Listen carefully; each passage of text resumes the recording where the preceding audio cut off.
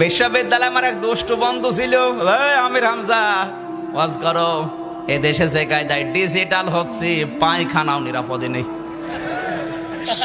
এত দুষ্ট, ঢাকায় যাচ্ছে নরমাল কোচে ছুড়ি, হঠাৎ ওর পেটে গন্ডগোল। ডাক দিয়ে বলে, ড্রাইভার সাহেব গাড়ি থামান, আমি নেমে যাব। ড্রাইভার বলছে, না এই গাড়ি থামবে না, তোমার যদি বেশি অসুবিধা হয় তো পেছনে বসে বসে আল্লাহ আল্লাহ করো। বলছে, পেটে আমার গন্ডগোলে কি আল্লাহ আল্লাহ থামে? পেছনে যে দেখছে কয়েকটা সিট খালি পড়ে আছে পেছনে। কন্ট্রাক্টরকে বলছে, ভাই একটা পলিথিন দেন, বমি করব। পলিথিন নিয়ে পেছনে যে ওই দুই সিটের মাঝে বসে ওই কাজ করিস। চিন্তা করছে আমার তো বদনাম হয়ে যাবে। পকেট থেকে একটা সাদা রুমাল বের করে 4 কোনা করে বেইন দিছে।